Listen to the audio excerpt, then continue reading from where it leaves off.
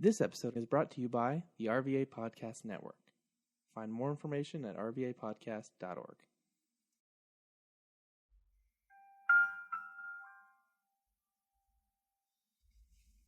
We do not own the rights to anything or any music that's heard during the duration of this podcast.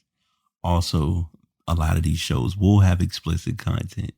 So if you are not a fan of any cursing or profanity, you may want to walk away, but that does not mean that every show will consist of such. It's a new year, so you know what that means. That means a new season. It's season 4. Intro a little revamped, microphone a little revamped, branding a little revamped. We're now officially the Pass BT pod.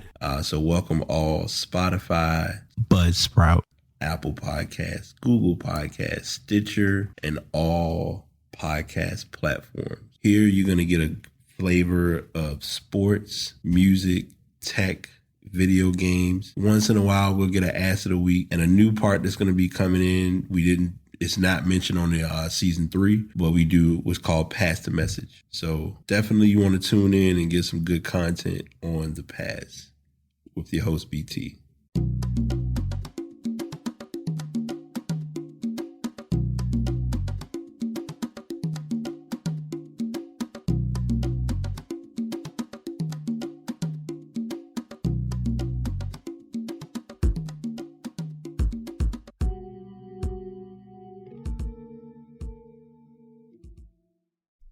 What is good? What's going on, y'all? Episode 309 of The Pass is here. As always, I'm your host, BT, with yet another intense, jam-packed episode. No sponsorships yet, but we're going to speak some better things into existence as we close out 2020. I want to go ahead and give a couple of early disclaimers and, go through the typical pod house rules, and we'll get the show up and at him.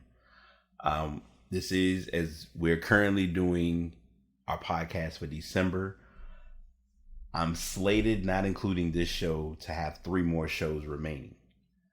I may not be doing 3 shows. We may do 3 shows. I won't project a forecast too heavy against myself, but I do know that I have talked with my friend who will be on, and we'll look to collaborate and come up with a specific date to do my fave show, which I always love doing with you all, which is the year in review. And I will go ahead and forewarn you now, that won't be a quick show. That will probably at least be a 2-hour show, because there's a lot of things that she's going to break down. There's a lot of things that I'm going to break down. There's a lot to unpack based on where 2020 has led us and guided us. I've even, as most people know, I've turned into like an organizing addict of some sorts. I've got my board already ready for where we are with December, and I've even placed the last date, which is the 31st, with a finish line going into 2021. I'm ready to, definitely put this year has been a valuable and thought-provoking year, but it's also been a very exhausting year. And I'm going to go over a lot of things related to where that comes from and why I say that, even down to just my music sesh, which will explain it more in detail. But I'm giving you all that information. I know I'm all over the place with this intro. Before I will go into our angel number, but I wanted to share just a little bit of nostalgia. I did share with a friend of mine, and I also listened to it myself. When you listen to how far you've come and where you're going, it surprises you, yet it amazes you. I was able to go back, and I actually shared it with my friend, and I even listened to it myself. My 4th episode of, at that time, Brate podcast, I literally was talking about Kobe's final game in the NBA. And if you think back, that's 305 episodes ago, which, granted, we could have done more shows, but that's neither here nor there. But what's amazing about the evolution is when you look at what you've done in recording at that stage, and then see where your recording has gone now, it really humbles you, and it really makes you realize, like, damn, I really have gotten better at my craft, and I have room to grow, even in, the 300s of doing this show. So I wanted to at least put that on the table. And if you have not done so, I will put a mark on the show. I'm going to put that link in the show note from episode 4. And I mean, granted, that was a 30-minute show. I still don't know what the topic was. I'll tell you that much. I was still trying to feel out and learn a format and outline. I wasn't really doing sports and stuff. I wasn't really tech heavy at the time, but I was more just getting my grounding as to what I wanted to do. And you'll hear it even down to me trying to play music, which now, if you notice, I ain't for that copyright life no more. Even though, the person who shared the music did give me permission, but that's neither here nor there. Obviously, you hear it in the intro and the outro, but anyway, enough blabbering and blurbering. We're gonna go ahead and get to what I always like to share for each episode, which is the angel number. And since we're on 309, our angel number today will be angel number 309. Repeatedly seeing angel number 309 may mean so many things, and this is why you should not ignore it. Angel number 309 is a sign of peace. If you have been in torment for a while now, be it at work, your country, or relationship, your guardian birth angels want to assure you that peace is coming to you and your loved ones very soon. Continue to trust the angels to protect and guide you through these trying times. The angels have heard and seen your prayers and want to assure you that peace is just but a few moments away. Hold on. If you are experiencing hard times making decisions, angel number 39 is a symbol of clarity. Begin to search in your heart and soul for what the solution may be. Do not go too much on feelings, but facts. Angel number 309 meaning shows that clarity is important when one is found in difficult situations that lead them into making decisions. New love is beginning to brew and you're not sure of what to do. Angel number 309 is a symbol of love, and that is the ultimate sign that says go ahead and embrace it. Do not be afraid of trying to date someone new. If you are single, be ready and open to falling in love. It might just be what you have been looking for. Sometimes we have different ideas or theories of love. Forget them and ignore them. Just love and feel free to do so with the person your heart chooses. Angel number 3 is encouraging you to live your life at all times. Do not be so conscious of what people will say or think. Do not worry about what the world will call you. Angel number 0 is encouraging you to be sincere and honest with yourself, living a life for you and only you alone. When you make yourself happy, you begin to appreciate life more. Angel number 9 assures you that they will always guide and protect you. And when you need help, just call on them and God will answer. Angel number 309 meaning shows that clarity is important when one is found in difficult situations that lead them to make decisions. The angels assure you that when you search deep down in your heart, you will receive the wisdom that you are looking for. Deep, solid, valid, transparent angel number for today. And I will be the first to admit, finding or gaining peace is very valuable and extremely important. And I say things because it's experience and almost a trial and error type of ordeal. But from what I've witnessed and what I experienced, when peace doesn't exist, chaos is around the corner.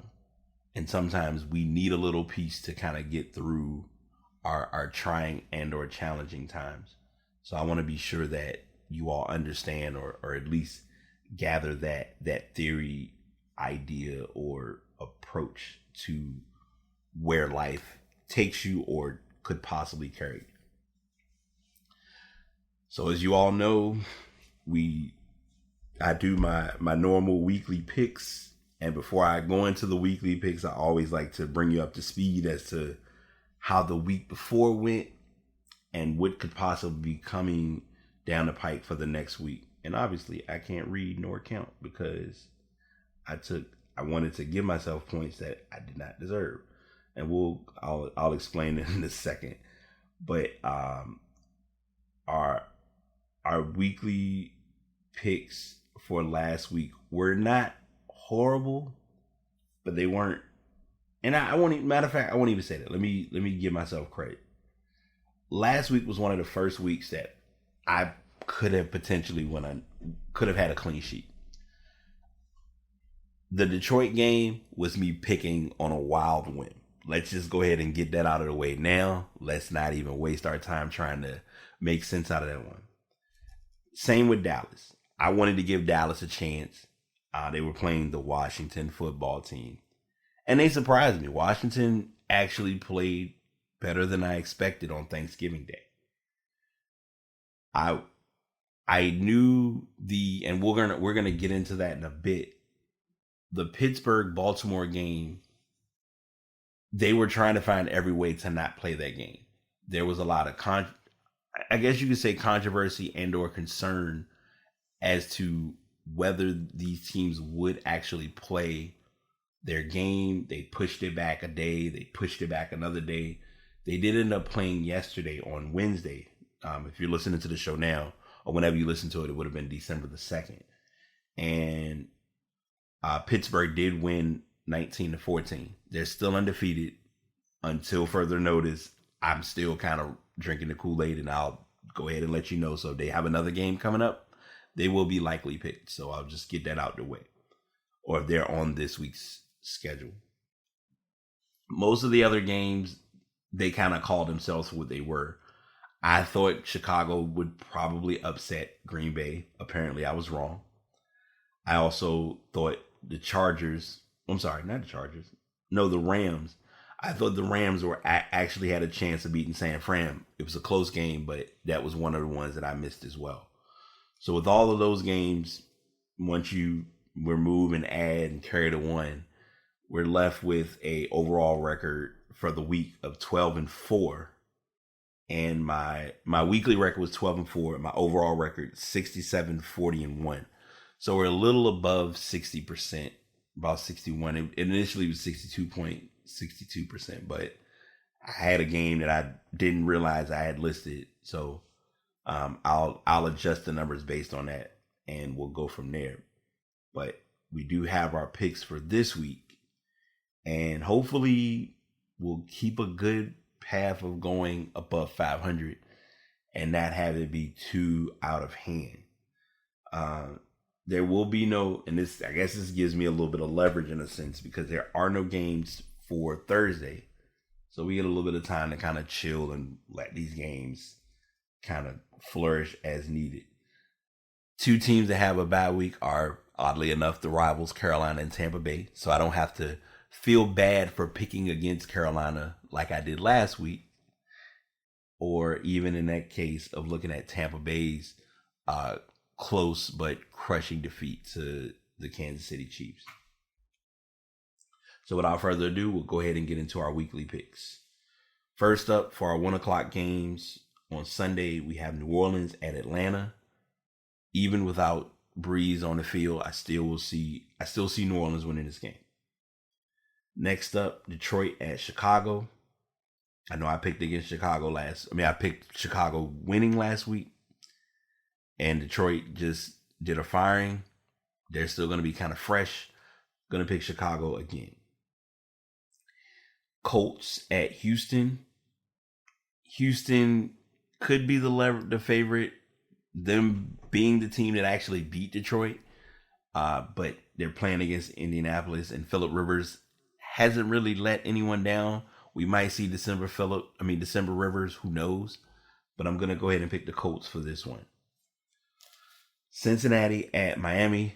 As you all are aware, Joe Burrow is out for the remainder of the season, and Tua has been playing Tua's ball, and Miami looks like a team that could make a solid run. It's right now, if you really look at their division, normally we always talk about New England being the division leader. But this year, it looks like it's kind of Miami and Buffalo fighting for that spot. So I'm going to pick Miami for that game. Jacksonville at Minnesota. Unless something crazy happens, I'm going to pick Minnesota and move on. Jacksonville's 1-10.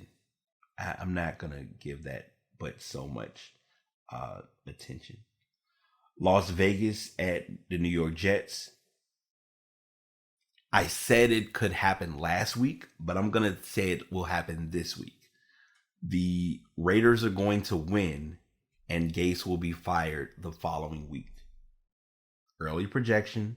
If it happens by next Tuesday, we'll talk about it on next Tuesday's show. But right now, I have the Raiders winning that one. Odd, but realistic game of the week. Cleveland Browns against the Tennessee Titans, both 8-3. The quick shot would be to pick Cleveland because we know that Baker Mayfield has been playing pretty good. I still can't go against Derrick Henry, though. Henry has been playing just about lights out football most of this year. And so I'm going to pick Tennessee for that one. LA Rams at the Arizona Cardinals. Rams came off of a shocking loss. Arizona, we're still seeing Kyler Murray do his thing here and there. I'm going to pick the Cardinals for that one. Don't shoot the messenger. Giants at Seattle. Seattle has the 12th man. I'm picking Seattle and New York. This is going to be a long road win for them. Philadelphia we're in our 4:00 games now. Philadelphia at Green Bay. Green Bay coming off of a big win at home, playing another game at home. I'm picking Green Bay. Philly's on the road. New England at the LA Chargers.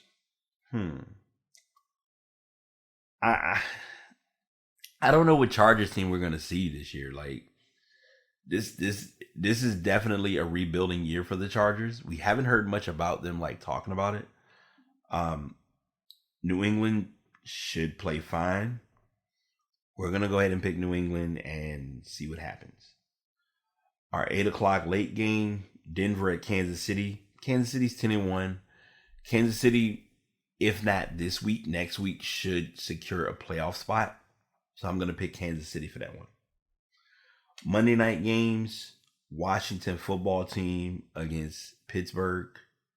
If you think I'm picking anyone other than Pittsburgh, as I mentioned a couple of minutes ago, you're crazy. Picking Pittsburgh, and they're at home. Buffalo at San Fran. I'm going to pick Buffalo for that one. That will make the division in-house battle more intriguing for Buffalo's case. And there's a Tuesday game between Dallas and Baltimore. Baltimore coming off of a tough loss against Pittsburgh. I think Baltimore will pull off this win. Baltimore's game, 9 times out of 10, was pushed back based on their COVID cases, which I will get into in a bit. So those are all my picks. Hopefully I got them right. If I didn't, and I'll be sure that I type them up as I record, but as many of you who are up and coming podcasters know, I will go back and listen to it and confirm all the teams chosen and selected. We are 19 days away from the NBA season starting. What that means in hindsight, and I'm doing this a little different because I know we did talk football. And I'm going to basketball. I'm going to come back to football. We'll get into some college a little bit. Yeah, I do have. I thought I had a college story, but I do have a college story. So we have a couple of college breakdowns too. But the NBA season is starting. I said this before, and it's evident and clear. The NBA season started on the 22nd to get those Christmas games in. It's a double win for the NFL. I mean, sorry, not the NFL. It's a double win for the NBA because they get the season started, and they're going to have Christmas games be on a Friday. Friday Christmas games are huge because for most family, you're already going to be in town or on the road. If I have my show stream, if I have my sporting event streaming on a source, that is revenue. Bottom line, no other way to put it. So the matchups we have are the New Orleans Pelicans and the Miami Heat at 12. I'm indifferent about that matchup only because the Pelicans, the hype is there because we want to see Zion. I have no problem with that. But I don't really know how exciting that's going to be, but that's my opinion. Golden State at Milwaukee as a 2:30 game. Kyrie Irving gets to play against his former team, Brooklyn Nets at Boston Celtics. Then you have your 8 o'clock game, which is going to be the Mavericks at the Lakers, which if anyone knows, this is going to be a pretty good matchup solely due to the fact that Luka Doncic has played some of his best basketball of his career so far, in my opinion, against LA, especially this year, because this was kind of like a break. I won't say a come out year. It was a breakout year for him. Come out year, breakout year, however you want to use it. And the final matchup is the Clippers against the Nuggets. Now, if you notice, I'm sticking to the routine. I won't be really doing picks for NBA games because there's so many games. Trying to call games is like humanly impossible. But those are your Christmas games, which has then led to getting a slate of the NBA schedule. Now, if I mentioned this on the last show, so I want to be sure I give this as clarity. The NBA season is going to be broken into two halves. There will be a first half of games scheduled and slated. Then they're going to have a break. Notice I didn't say all-star break, and I'll explain why in a moment. And then they're going to have the second half of games scheduled and set up and go from there. Now, you're probably going to wonder or be figuring out, why did I not say there will not be an all-star break?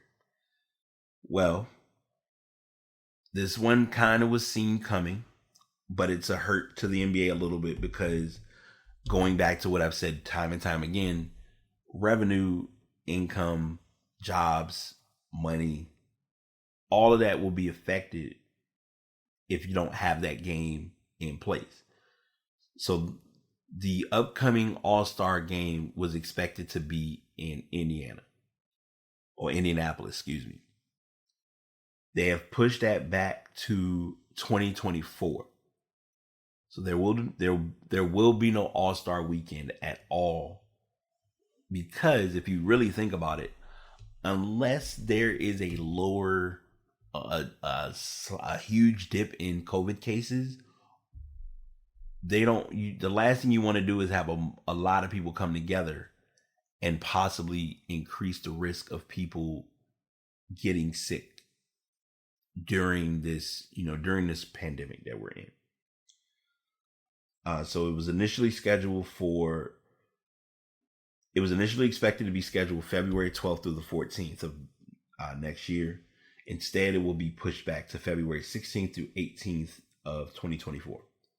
Public health conditions prevented the Pacers, the NBA All-Star Host Committee, and the NBA from appropriately planning and executing fan-focused All-Star activities at Indianapolis that were envisioned for this February. But the upcoming All-Star events, as of right now, for Cleveland in 2022, Salt Lake City in 2023, are still expected to go on.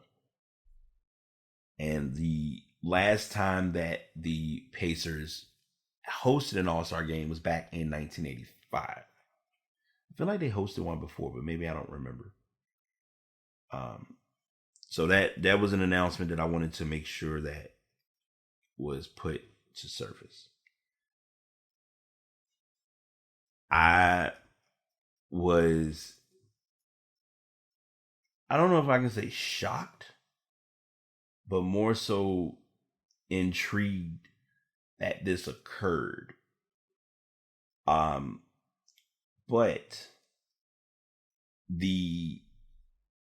there was a trade, and it's good that it sucks that it happened, But it's good that it happened in the time that it did, because it was able to give me information and or content to address for today's episode. John Wall was traded. Well, let me go back, because I want to make sure I give, because I explained this to, and I promised myself I would give it just like I explained it to my roommate.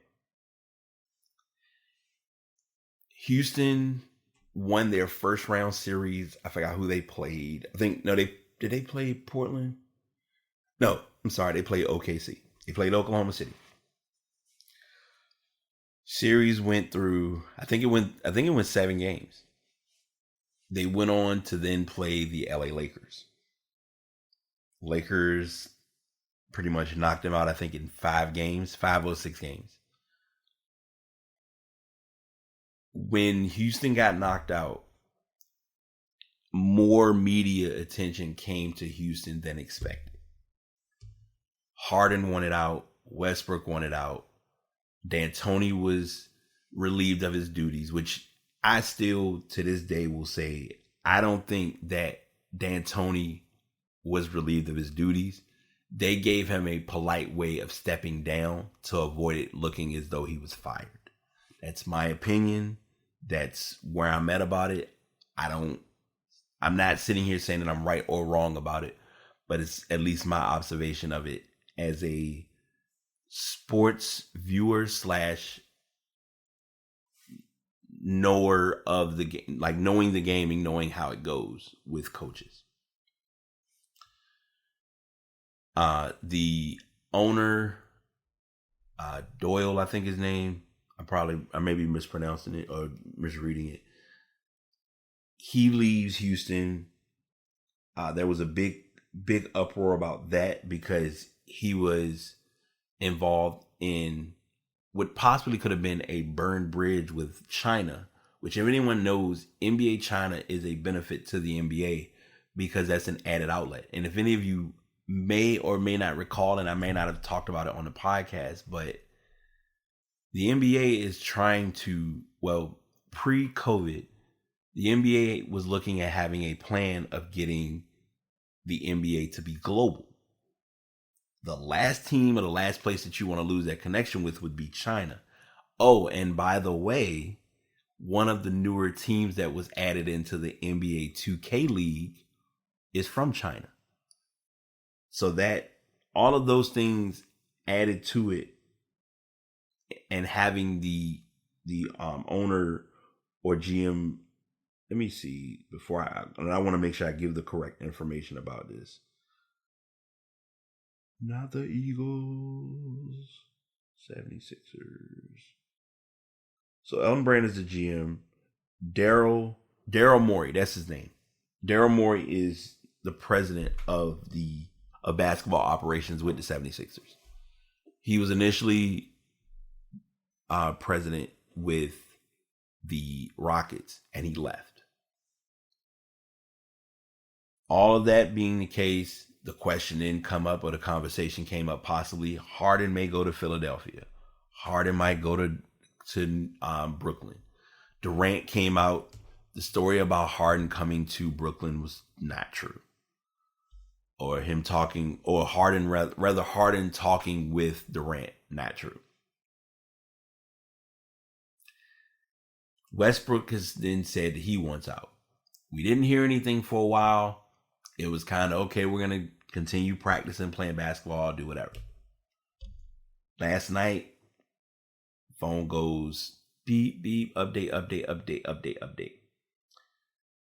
Westbrook goes to Washington. John Wall comes to Houston. John Wall coming to Houston reunites, which we saw as a conversation a while back. It unites John Wall and DeMarcus Cousins since they were teammates at Kentucky. The Wizards are sending Wall and a lottery protected 2023 first round NBA pick to the Rockets for Westbrook in a deal that both players wanted and had been simmering for weeks. The 2023 first round pick is lottery protected for the Wizards, If it doesn't convey in that year, it has a succession of protections that include picks numbers 1 through 12 in 2024, picks 1 through 10 in 2025, and picks 1 through 8 in 2026. Discussions have been stalled since mid-November, sources said, until the two general managers, Washington's Tommy Shepard and Houston's Raphael Stone, decided to get on the phone Tuesday afternoon. They worked out a deal within hours. For the Wizards and Rockets, there's hope that the change of guards will play a role in convincing the two franchise shooting guards on each team, Washington's Bradley Beal and Houston's James Harden, to want to stay long-term with their teams. Harden has privately asked for a trade, and Beal could become a free agent in 2021. More information talked about in this article. One part that I guess I should add: Westbrook, who is 32, has $133 million over 3 seasons remaining on his contract, with a player option in the final year.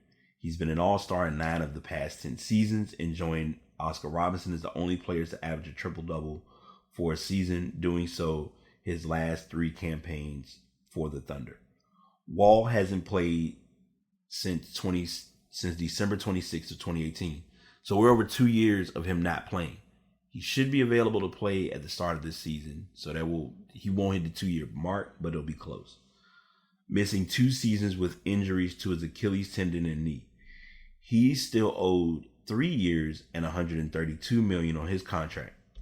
Once Wall and Beal were considered the league's best young backcourt, but that future has derailed with a series of injuries to Wall, who has shown himself in the offseason to have regained a great deal of his quickness and explosion. So they broke those things down in this transaction. Both guys have a lot of money left on their contract. Contracts weren't the issue. It's about getting players moved and making teams happy, making players happy. If you had kept Westbrook and Harden together, the biggest thing, and I had someone ask me this question last night: how did I feel about the trade? Your biggest concern with Westbrook and Harden as both point guards, even though Harden is listed as a quote-unquote shooting guard, is that the ball stuck to both of them a lot. No one says this, or no one has really brought this about. Harden and Westbrook as a unit averaged over 60 points a game last year with Houston. It's not talked about because no one cares about your stats if you're not winning. And in this case, that was what came about. Harden was averaging more, Westbrook was averaging less than he was accustomed to, but they weren't, chemistry-wise, they weren't connecting where it mattered. And that doesn't, and we hear this in basketball, you hear this term a lot, but it's a real statement. There are things that don't show up in the box score that impacts a game. One of those things is not plus minus. It's not player efficiency. It's, if I put Harden on this side of the court, what is Westbrook doing on the other side of the court? Or if Westbrook has the ball on this side of the court, where is Harden's involvement in the game? What benefited the Lakers in winning the championship is spacing between Anthony Davis and LeBron James. A lot of the games that I watched of Houston, there was a lot of spacing disparity. And if you really look at the game and really pay attention to how they played, literally the writing was on the wall months ago when they first got this going. Do I think that if they had won the series against the Lakers, would this be different? Possibly. Do I think if there wasn't as much ego involved that this could have worked? Absolutely.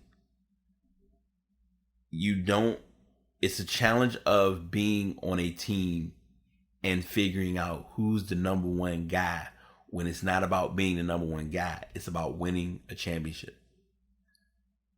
if we want to call a spade, yes, LeBron is one of the best players in the NBA. But LeBron was not the only or the biggest key component to the Lakers winning. It was Anthony Davis. Go back and look at the series. Don't look at the box score. Look at the series. The clutch shot that he hit, I believe it was either game 1 or game 2 against Denver. Very key. There were a lot of key elements behind the series. It's almost a similarity to, and I'm gonna go into this, and then I know I'm going away from the Wall Westbrook trade, but I'm gonna give my thoughts quickly on that, and then we'll press through. Last season, so not this season that just finished, the season before when Kawhi and Toronto won the championship. Kawhi's not winning that championship with Kevin Durant on the floor. There it is. I say that and referencing it to this move because now you're entering both teams into new motions in how they play. Wall and Beal were one of the best backcourts that we've seen. Right now, that best backcourt conversation, until we see Wall and Harden play together, is going to still be McCollum and Lillard. That's where we're at. We gotta look at it for what it is. That being said, I personally feel as though Wall and Harden are going to really flourish as a good backcourt combination. I don't see it gelling and meshing together like in the first couple games, but we also had to remember today is the 3rd. The season will hit within a couple of weeks. They'll be practicing over that time. Or they are practicing, or going to be practicing with each other probably by next week. On the Wizards side, Westbrook and Beal, I'm going to really look forward to seeing that. And I say it with that term or that tone because, let's face it, Beal has been wanting out of Washington since Wall got injured. Westbrook coming to Washington means a guard that is going to be healthy and also get you the ball. Now, the challenge is Westbrook is going to get his. That's just who he is and what he does. But how he goes about doing it this year is going to be something that's going to really spark more attention. So that's where we are. That's what we're going to be looking at over the next couple of weeks for a while when the season actually starts, is how the chemistry comes about with these teams. And this will be an ongoing discussion and or conversation for quite a while. I want to make sure I give this story attention because it is a big deal. And even though it has already happened, because I believe it was over a week ago, actually.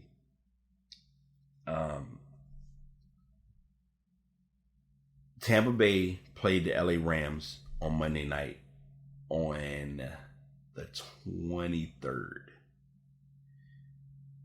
Jerome Boger, Barry Anderson, Julian Mapp, Carl Johnson, Dale Shaw, Anthony Jeffries, and Greg Steed, all being put on the field as the first all black officiating crew in NFL history. Doesn't sound like or seem like a lot now, but it shows that progress is coming or progress has occurred. The NFL announced the crew. Tony Vincent hailed the move a testament to the countless and immeasurable contributions of black officials to the game, their exemplary performance, and the power of inclusion that is the hallmark of this great game. 5 members of the crew work together regularly, Johnson and Steed joined the group for Monday night's matchup between NFC playoff contenders. The members of the crew have a combined 89 seasons of NFL experience and have worked 6 Super Bowls. The first black official in any major sport was Burl Toller, who was hired by the NFL back in 1965. This is great. I hope we see more of it. I know that it's how the league gets who they get together at what point, but it was good that they were able to make this become a thing, which I'm all for it by far. And I'm not putting a light story, putting a light view to it. That's mainly what it was. It was, you had 6 black men all officiating a game. And the best part? Brady was one of the quarterbacks. And the even greater part? We didn't hear anything. Oh, it was a missed call. Oh, there was no. The game was called as a game should be called, with no issues and no concerns. So props to them for, making that milestone, and props to the NFL for carding them together at that point when they did. You want to give all credit where credit is due, even when you don't think that it's noticed and or deserved. There was a shutdown with the NFL for facilities on Monday and Tuesday of not this week, but last week. There was a concern of a spike in coronavirus cases, and also based on holiday guests being with each other, because there was, if you really look at a lot of stats around the country, COVID cases did increase, or people testing positive for COVID did increase. Team facilities will be closed to all in-person activities Monday and Tuesday. The ban does not apply to teams scheduled to play on Monday or Tuesday, which in this case, it was only Monday because the game on Tuesday got pushed back to Wednesday.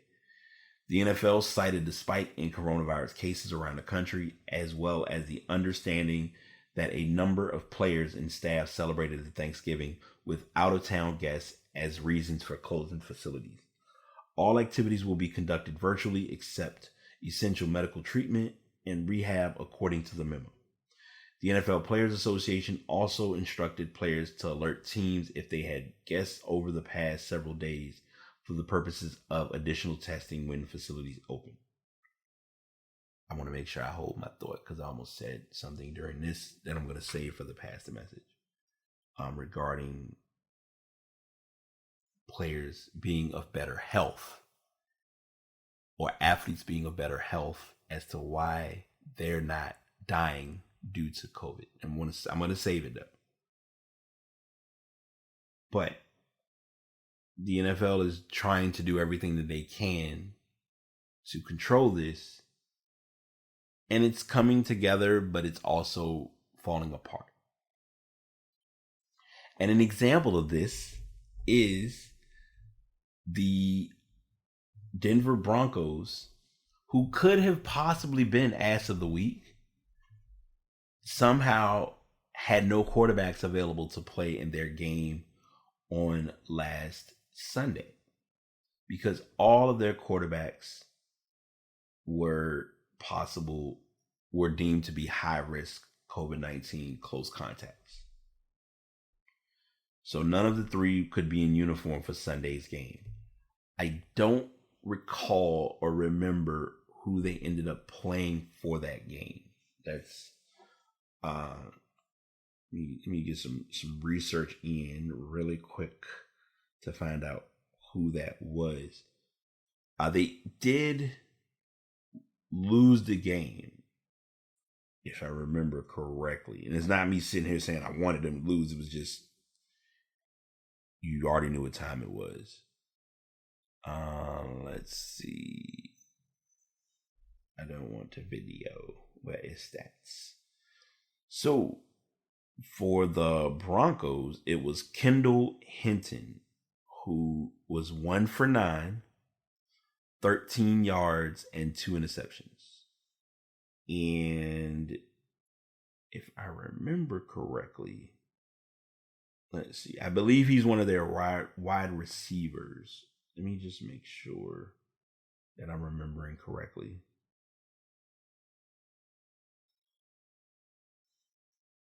Kendall Hinton is a wide receiver for the Broncos, who was put in as quarterback for this game. They said 91 gross pass yards combined. So it was just a messy game all around, even though they won 31, even though New Orleans won the game 31-3. But the start of the game, the storyline was that they had no quarterback available. Like, they didn't have any quarterbacks. All three were listed out for that game. They didn't forfeit the game, but the Broncos felt like they had their hands tied of how that game could have turned because of not having a quarterback. But I mean, shouldn't all been a high risk. It's that simple. This story, I believe, broke not long after we had already recorded, but Nick Saban tested positive, he tested positive showing COVID-19 symptoms. So he was out. He did not coach their last game against Auburn. And I guess I'll bring this to the forefront because I see this coming and it's probably going to occur soon, which I don't know how to feel about it yet. As they say with most people, when you test positive for COVID, you're supposed to do self-quarantine for 14 days. They're saying that there's a possibility that may change to 10 days. I'm wondering if they're doing this because of sports, but also because of people and jobs or different things, but that's neither here nor there.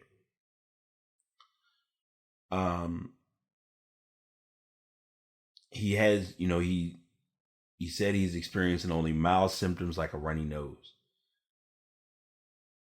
Them following the protocol of where they are now with it, they have him out. Like I say, did not coach Auburn's game.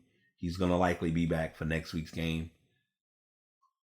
This is where money is involved. Money plays a role into this, and also Alabama's number one in college football. As of right now, I believe in the college football playoff rankings, they're number one. I think Notre Dame is 2. Clemson is 3, and Ohio State is 4. They want to keep Alabama number 1. Alabama's the marketable team. Also, the infamous, we at least have 1, maybe 2 SEC teams in the college football playoff conversation. Because the last thing you want to see is Alabama not be in the top 4, which I think happened either last year or the year before. So yeah, that's that. That was, I mean, it's really not a whole lot to it, but that was the main gist of that story. Sarah Fuller makes history for the Vanderbilt Commodores. Huge breakthrough for women. Let me start there. Let me make sure I give that the accolade in this statement that it should be given. Sarah Fuller became the first woman to play in a Power 5 football game on Saturday when she delivered the opening kickoff of the second half for the game between Vanderbilt and Missouri. Now, this is a breakthrough for her. Vanderbilt got destroyed. The score was 41-0.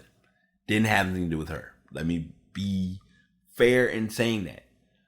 This idea and this conversation was getting a snowball story, getting some attention.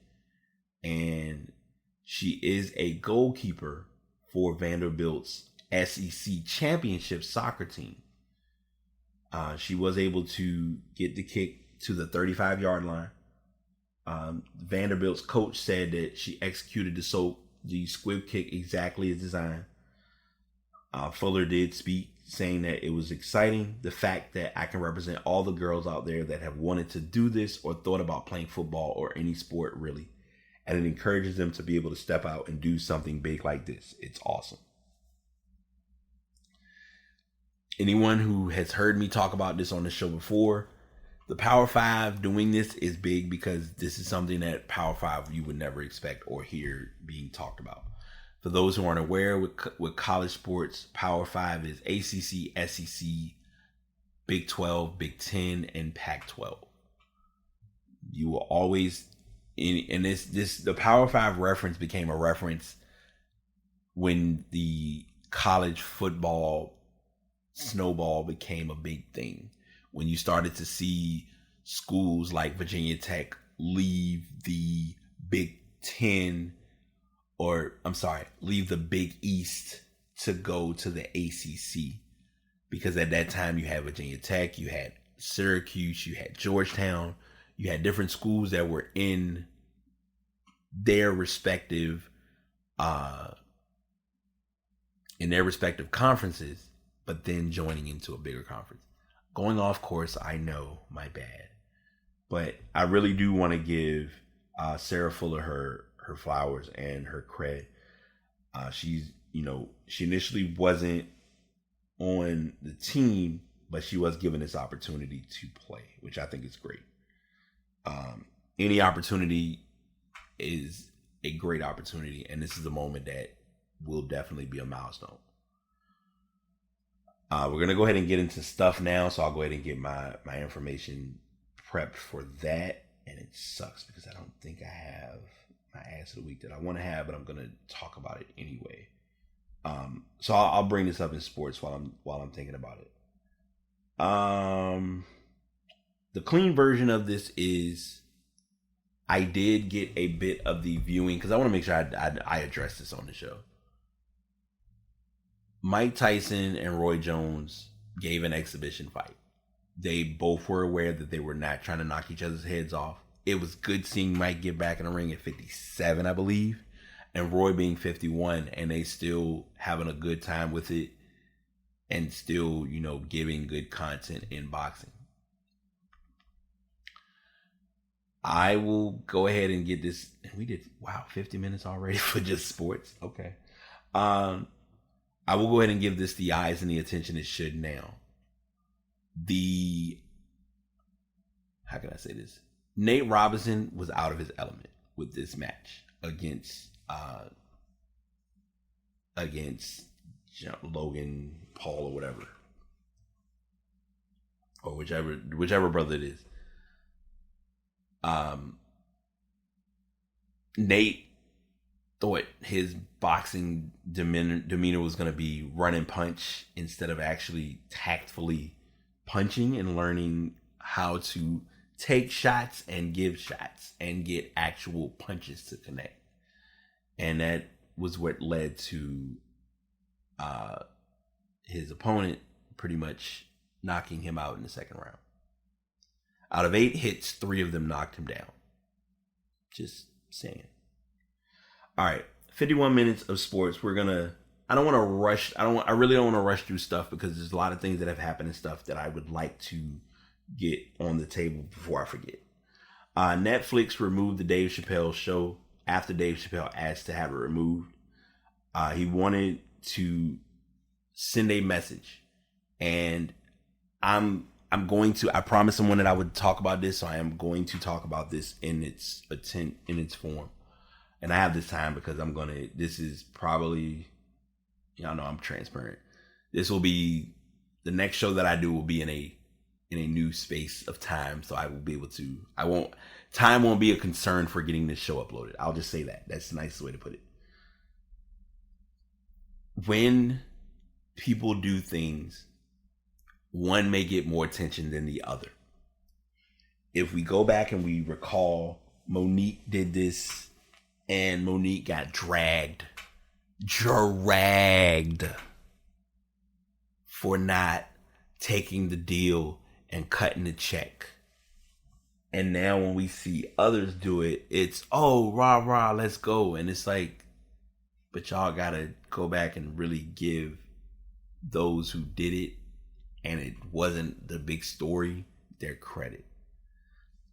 And it's eye opening. It was an eye opener for me in seeing it come about the way it did. But just when you see or you have those conversations that really puts it on display, now we're looking at it a lot different.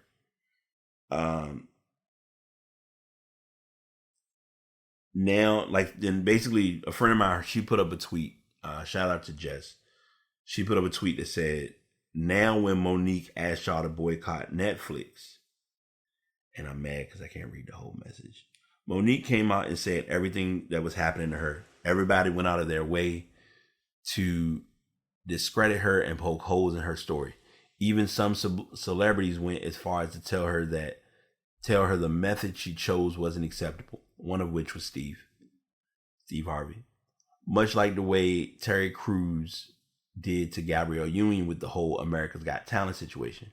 But Dave literally admits to signing a bad deal, a legally binding contract that he willfully went into, whether immoral or not, and almost every current trending on popular comedian immediately supported him. They believed Dave and backed him without question, but Monique had to go through the ringer, pull all these receipts, plead her case, ask for a boycott. She had to do a media run, or press run, which was not necessary. I think, and I'm gonna look at it like this, and I know I'm going away from the article itself, but I brought the article in because I want to bring what Monique did to the forefront as well. We have to be fair in cases that deserve to be fair. This is an example of a case that deserves to be fair. Monique should not have gotten as much criticism for what she did. We need to accept that. Now, I always come back and saying this: subscribing, not subscribing to whatever you choose to subscribe to or not subscribe to is your personal choice. And I always will stand by that, because there are some people who will go along with what they are subscribed to for the sake of what they're getting or what the content is from that said source. This being that example, because I am not gonna lie, I look at Netflix for a lot of good shows. Not subscribing because of what is going on around, that's personal choice and that's personal preference. But I will, it's good that Dave made his choice and decision on this in pulling the show. But it's just interesting that him doing it, it didn't get as much of a fight compared to how Monique pulled in and broke it all down from a different perspective.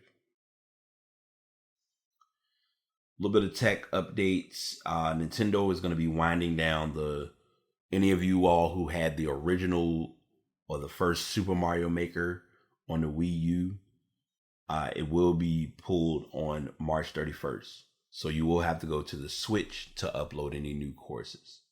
And that means, of course, if you upload the course, it has to be playable. You'll have to move on from the original Super Mario Maker if you want to create maps. They will no course uploads will be available on the Wii U as of March 31st.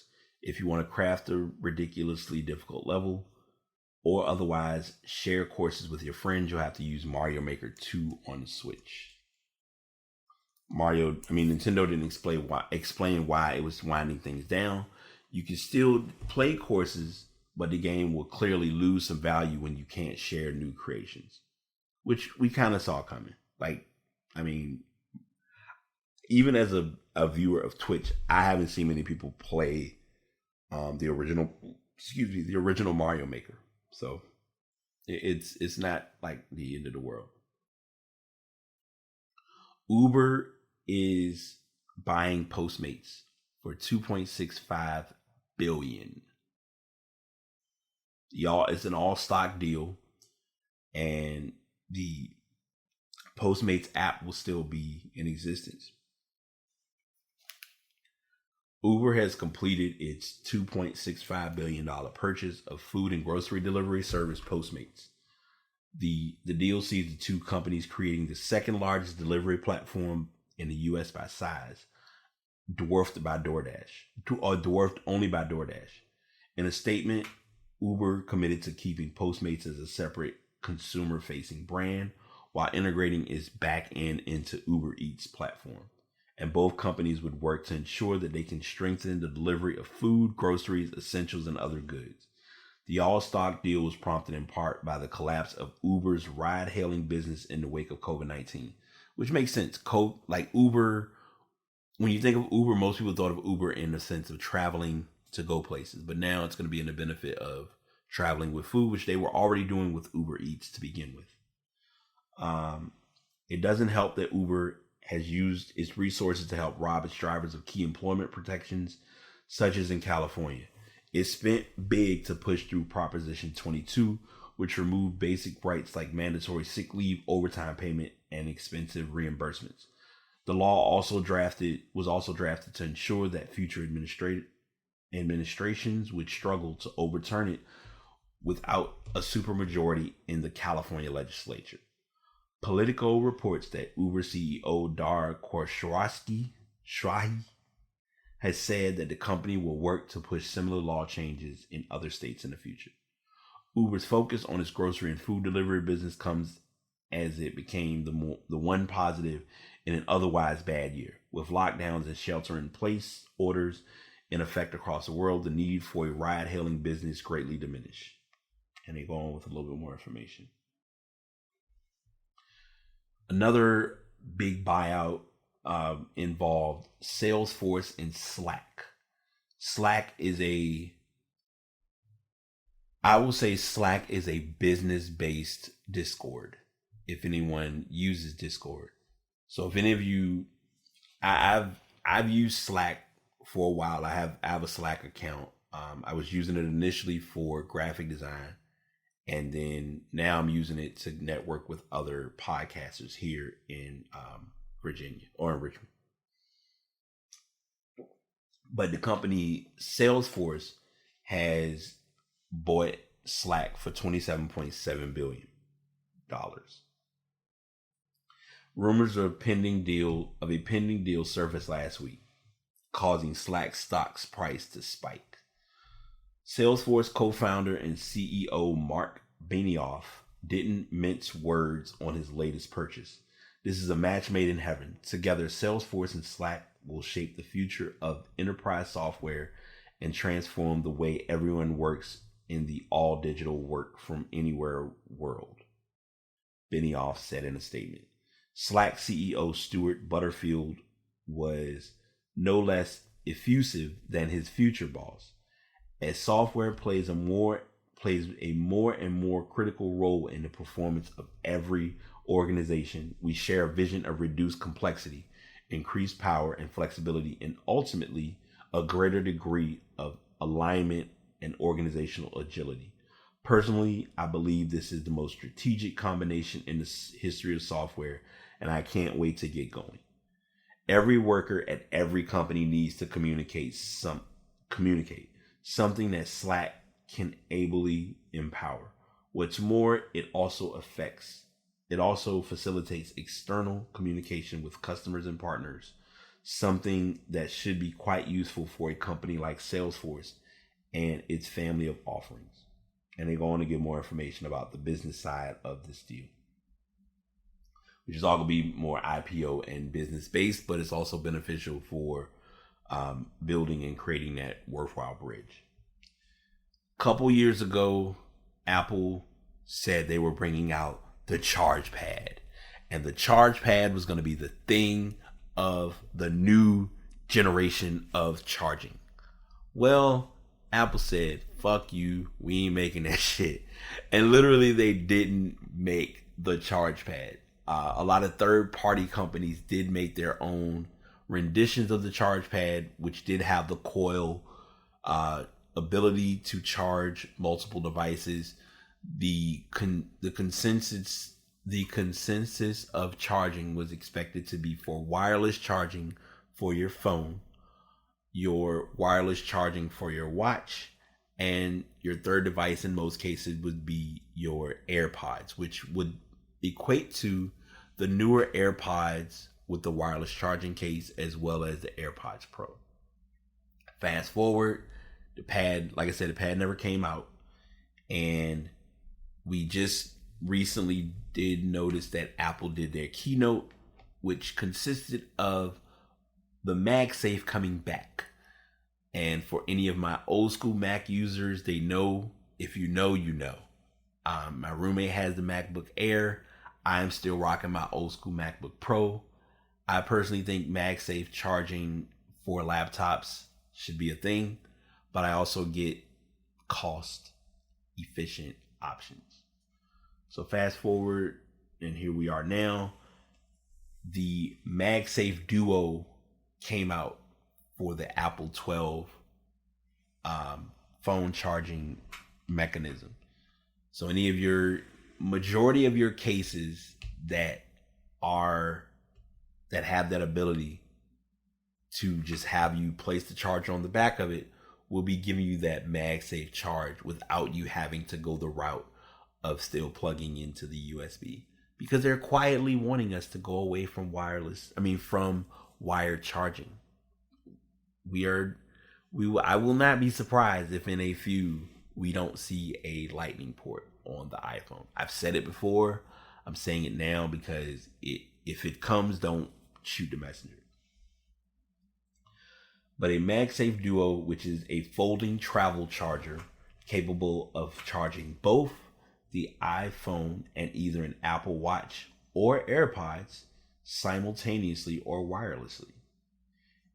The company didn't specify exactly when it would start shipping, but the answer for that is today. It is called the MagSafe Duo. It is now on Apple Store, and I wonder how much it costs, because I'm curious if they've set a price for it yet. If I'm a betting man, it's going to be near 100, but I don't know. I don't want to reset it. Hold on. We might see a price for it. Oh, I can't connect to the store. Great. All right. So while I'm doing a little bit of quick blind researching, I will go ahead and let you know that this accessory is currently on sale online. If I can find it. Like Apple's going with a different style or design of showing their new items. All right. So this is why I love doing things live on episode, and the link came up after I went away from the page. If you click on the link in the show notes, there will be a link related to this story, and it's a part that says that MagSafe Duo just appeared on Apple's own store. You click on that link and it's going to take you to Apple's site for the actual charger. That charger is $129. That is interestingly not insane or surprising of Apple. We have to know we have to know who we're dealing with and what we're talking about here. So it is available. It is available for delivery. You can order them as soon as this week, and they will be shipping them immediately. So if you would like to get your hands on one, you are welcome to do so. It will not be touching my tech circle. I will stick with keeping my wireless charging options that I have, along with the fact that I still can, if worse comes to worse, I have like an old school wireless. I have a to-go. I actually have two to-go wireless charging pads that I use, which I think everyone should use wireless charging if they can. And it probably sounds crazy. It's not as expensive as it sounds. Just make sure if you are using it, your power brick or your wall connection is a high-end charger, not one of your basic, the typical bricks that you got with the older, any of your older model iPhones. So anything from the XS going back, you don't want to use that type of brick. You want to use the newer ones to charge your device, if you're doing wireless, and especially if you're charging your current phones. I think now I'm to the point where I keep the newer brick with me, and now I'm not sponsored by them, but Anker is my baby. I have multiple Anker accessories, and one of which I would definitely recommend is the dual charger. You can charge two devices at high charge and get a full charge like in no time. At times and it's one that it's an accessory they have, and I'm all over the place, but not really. This is kind of me pushing away from the story a little bit, but bringing it back.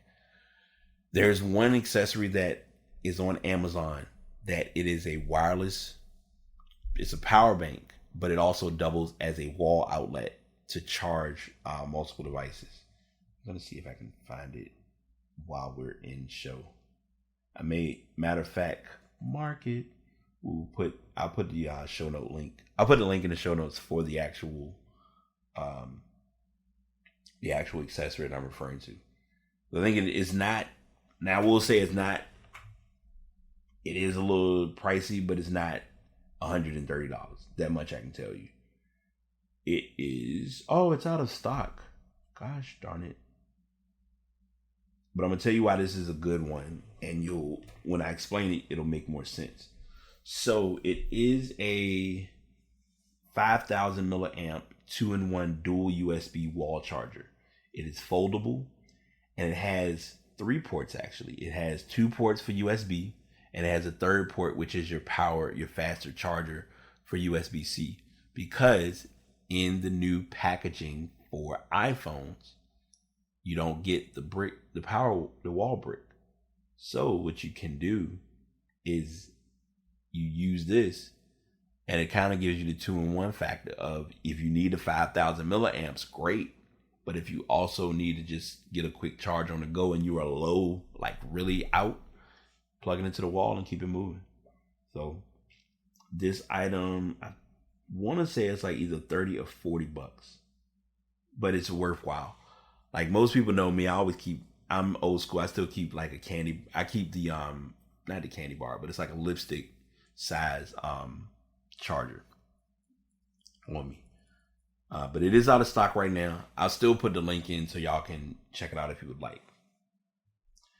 All right. So we're near the end, and I've talked and didn't realize how much we talked about, but I'm going to get into okay, let me make sure I put these in order. Buy out. We're going to talk about our music sesh. Pass of the week first, ass of the week, a quick pass the message, and then my message that I'm going to close out with.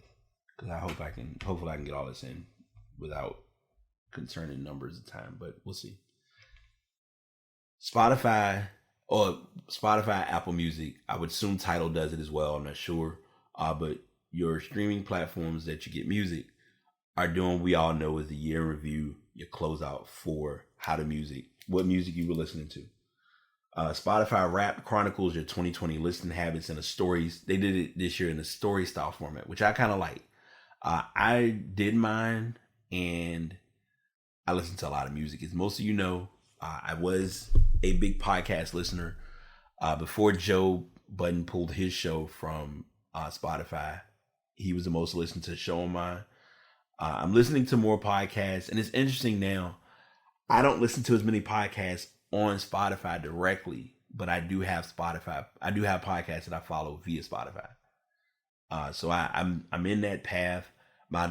It's interesting. Last year, my most listened artist was Solange. This year, it was Her. And even though Her was my most listened artist, The Box by Roddy Ricch was my number 1 song. I think my top 5 were, and I will also, because I'm a good I'm a fair person. I will share my list with you all to check out if you are a Spotify listener. But my top 5 were The Box by Roddy Ricch, Hair Down by Sir and Kendrick Lamar, Outstanding, of course, if you play it, you have to play the 12-inch vinyl version. St. John and Future Roses remix, and Bop by the Baby. And Mark, if you listening, you know what time it is. That has been our joke insider reference of a song for a while. And most of my songs, looking at my list of the top 100, it was pretty much spot on with everything that I listened to. My number one most played genre, of course, is lo-fi. I'm a lo-fi addict. I usually, anytime people need like a mellow out or a chill playlist, I will send them the lo-fi list. Even with me now in my room chilling, Study Girl is always in my back, got my back covered. So I didn't really share what the article states, but it's gonna just basically tell you about what you listened to for the year. And it made it in a fun format because it was talking about the fact that literally 2020 felt like 67 months. It was a long ass year for anybody who's everybody. And that's just it. So if you have Spotify or even if you have Apple Music, go check them out and see get a good idea of what your listening style was, or what you were listening to for the year, what artists stood out, what podcasts stood out, what genres of music you listen to, things of that nature. All right, pass of the week. First up, Tony Hsieh, who is former Zappos CEO, passed at the age of 46. He died from injuries sustained in a house fire that occurred in Connecticut. He was visiting family. And this statement was submitted as an email from Megan Fazio, who is a spokesperson for DTP Companies. Tony's kindness and generosity touched the lives of everyone around him and forever brightened the world. His mantra, delivering happiness. His family says, instead of mourning his transition, we ask you to join us in celebrating his life. Hsieh was well known for his leadership for online shoe and clothing retailer Zappos. He retired after spending 20 years with the company. The current CEO, Kedar Deshpande, stated, "The world has lost a tremendous visionary and an incredible human being. We recognize that not only have we lost our inspiring former leader, but many of you have lost a mentor and a friend." Hsieh also played a pivotal role in helping transform downtown Las Vegas. And then everyone, it was just a lot of love and a lot of support for him, for his passing. And, I send condolences, send prayers to his family. This ties into and attests to what has been said time and time again. 2020 has been a year, to say the least. And these are examples of this by far. Another pass of the week, Argentina legend Diego Maradona passed at the age of 60. Let's see. He was discharged from the hospital a fortnight ago following brain surgery.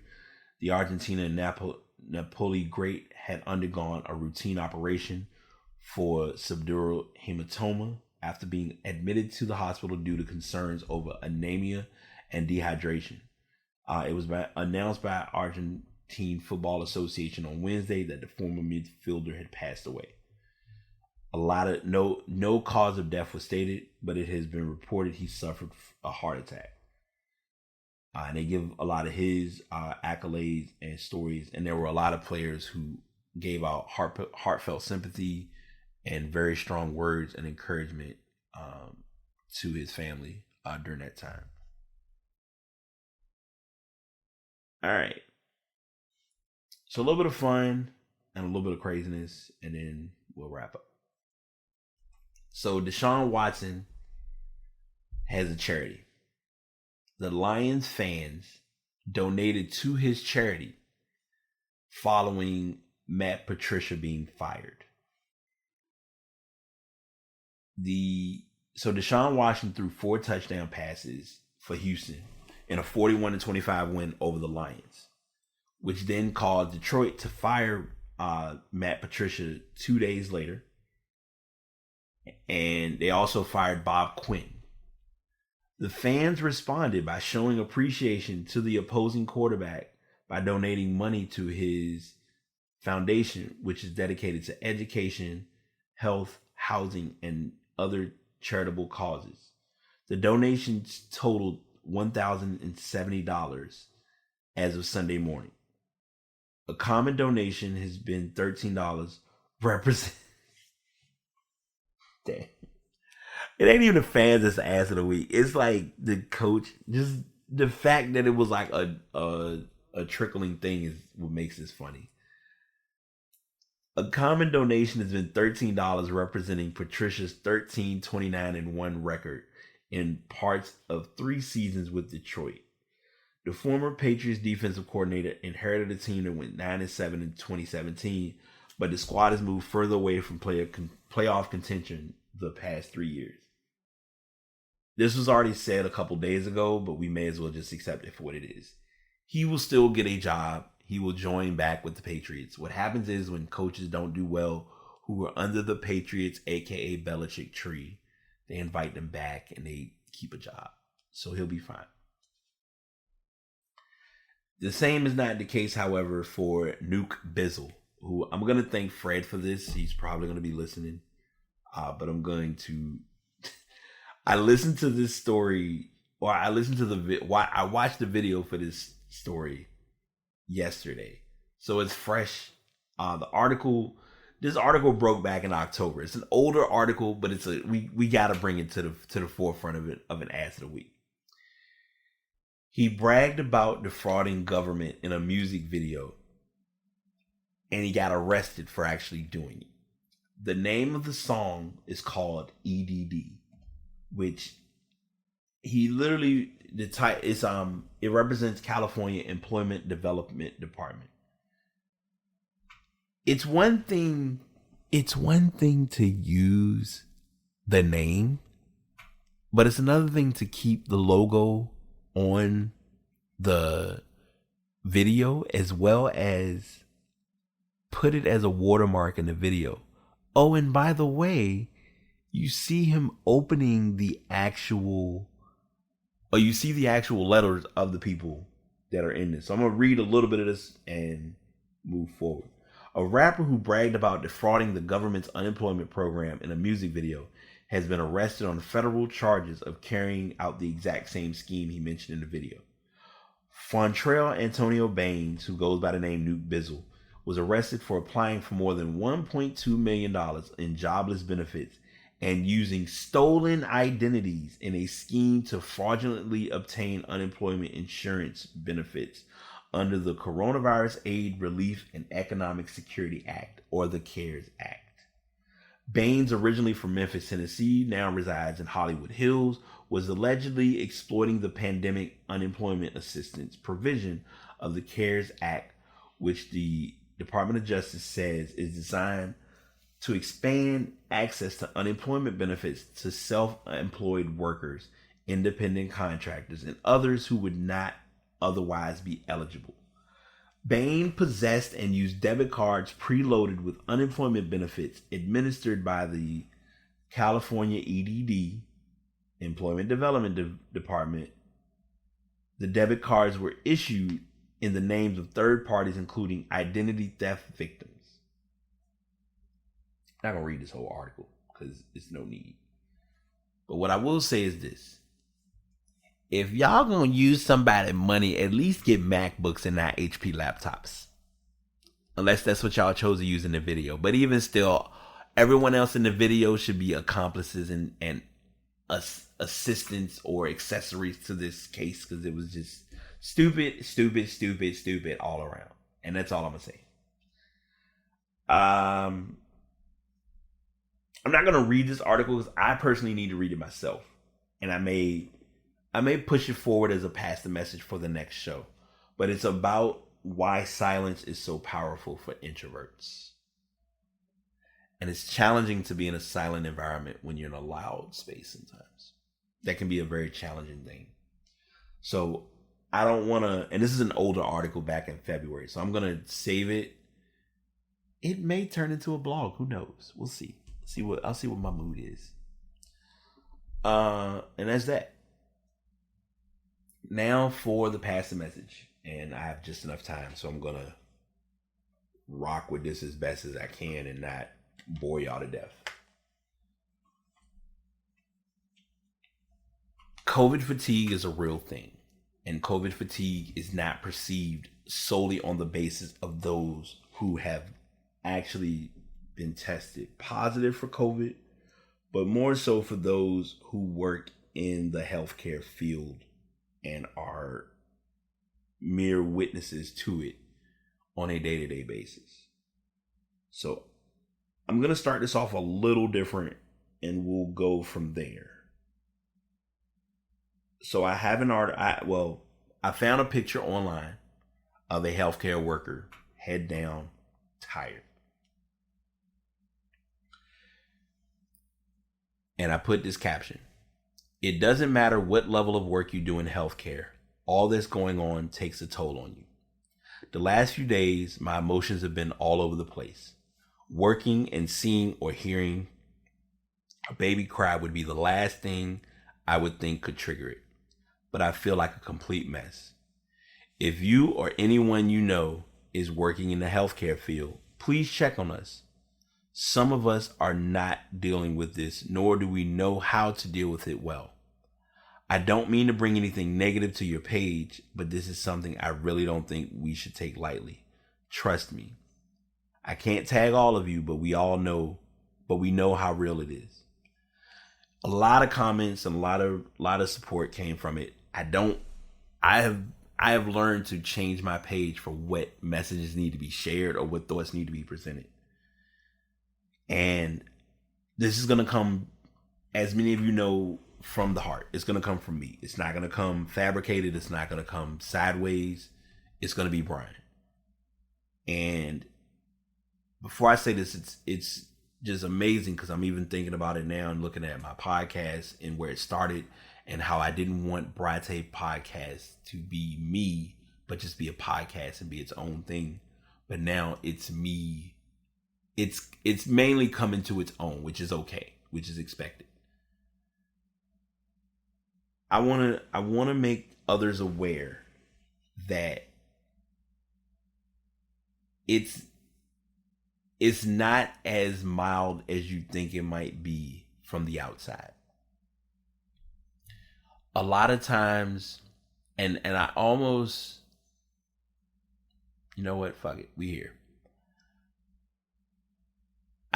I literally caught myself in the midst of a stupid argument with someone who doesn't, matter of fact, it was two people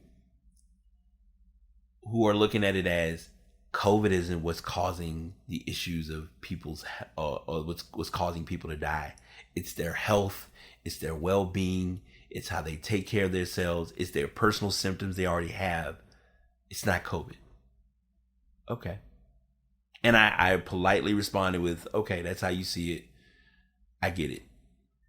It led to more further conversation briefly with those two individuals separately.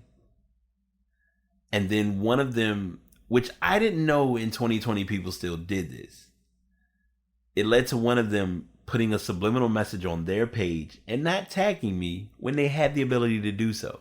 Because it wasn't like they weren't following me at that point.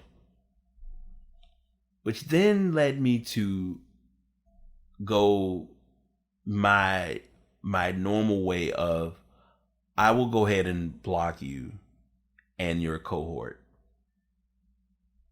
To then follow up with, I will unblock you and just unfollow you and mute you.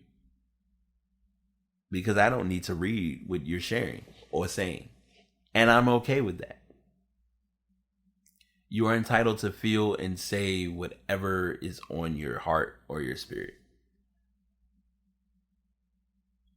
But as Fred and I talked about, or as my roommate and we talked about this morning right before I got on the show,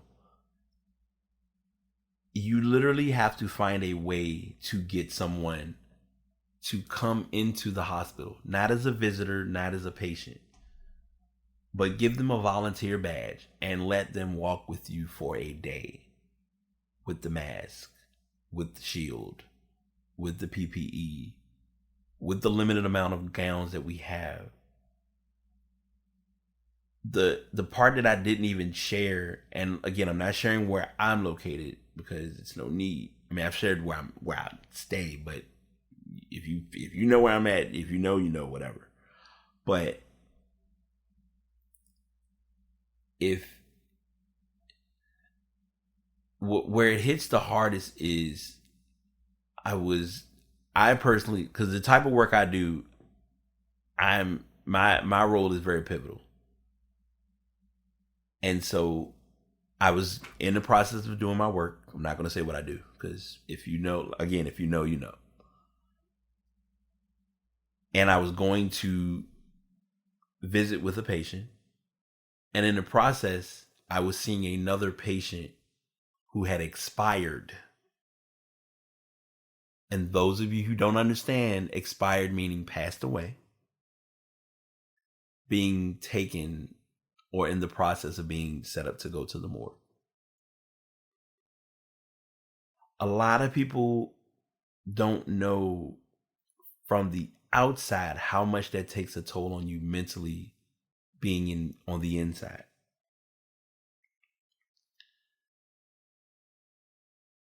I promised I was, and I forgot to do this. I said I was going to do it. The golden saying is to be a constant, is to have a constant quest to be the best version of oneself. The mama's mentality.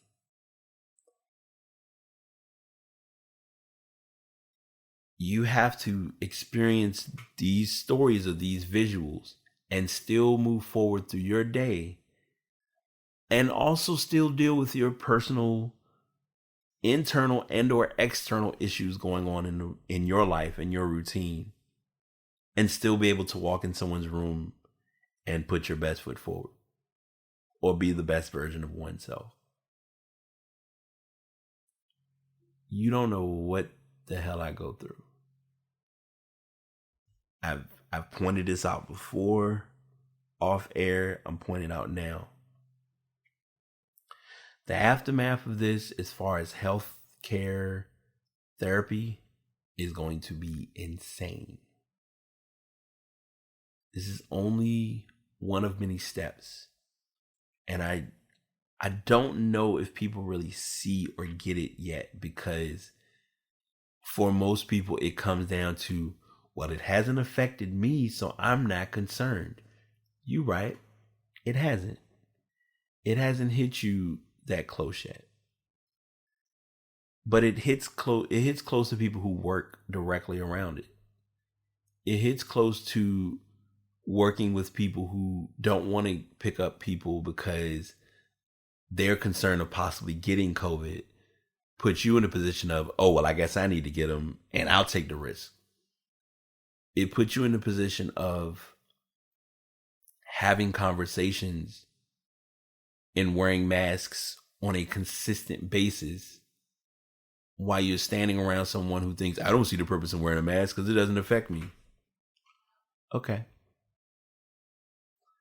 It shouldn't take things hitting its maximum point to arise you at your most realist and most transparent point. I say all of that, and I bring these messages to this as the message to pass along of being, don't treat something lightly that hasn't affected you.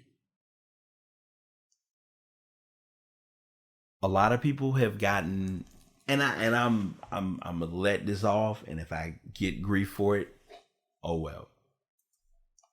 A lot of people have gotten more attentive, more in tune with themselves, more aware of their surroundings. But because they so fucking woke and they so ahead of everything and they know this and it's all a conspiracy and it's all bullshit, they don't get it. And it's completely fine for you to look at it as such. All I'm going to say, don't let me see you on social media sharing a video or uploading an audio post or a video or something, or going live saying, yeah, man, I thought COVID wasn't real, but it really hit me and it really affected me, or it's really causing my immune system to be fucked up. And I'll say this and then I'm gonna close.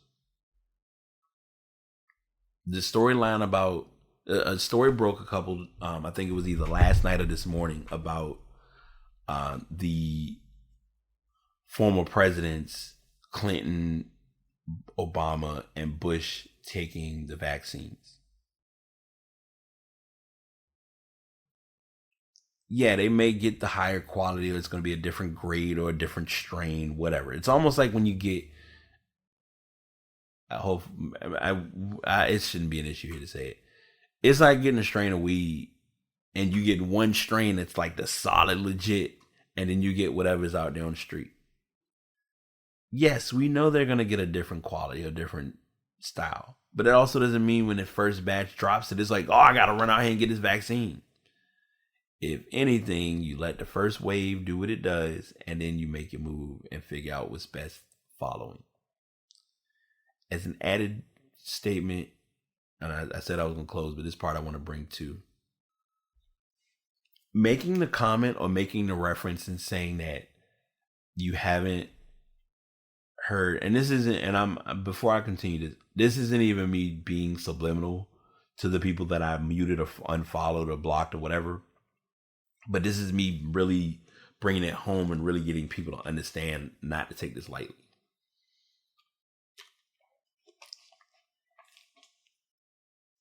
Saying that players or athletes, no one has died from having COVID, sounds kind of stupid. Because if they have happened, do you really think that the media wants to put that on the news? The news can't give you every story. It's humanly unrealistic and impossible. Local news maybe, but even local news is only going to give you what's going on locally. Worldwide news is not going to tell you every single story that breaks. So when someone comes out and says, well, I mean, the athletes are getting better treatment. I mean, the athletes are not getting, no one has died from it. They're also going to get the best treatment. They're getting COVID tested multiple times a day, if not a week. Y'all got to think smarter, man. You literally, it comes down to, and it's going to be one of my quotes for 2021. Read the fucking room. Stop making shit something that ain't what it is. And a lot of my friends hate me for saying it. Joe Budden, I blame you, but I value you for sharing that as a message, because now I understand that it was something that I've always done, but now I really have learned that there are points in times when you need to just sit back and watch stupidity play itself out. And that is what I'm here to tell you all with this. Don't sit here and turn into the conspiracy theories expert and you projecting what's going to happen or not going to happen. Go out and wear a mask. Go out and don't wear a mask. You're immune to it. It ain't gonna bother you. Let me know how it goes. Keep me updated. I would love to be observant of the timeline. But if I see you where I am, near my facility, you think I'm not gonna walk up and be like, oh really? Not real. Just all talk BS. Okay. All right. Move. And I'm going back to the Roddy Ricch song. Gotta move smarter. Gotta move harder. We gotta move smarter. We gotta move harder. And I'm even saying that for me as a whole. So my message again that I'm passing to you all. If you feel the mental exhaust as a healthcare worker, it is okay. Do not front with yourself. Do not BS yourself into making it like I'm good when I'm not. Find people that you know that you can talk to. Find reliable voices that are open to hearing what you have to say. If you are able to get help, get therapy.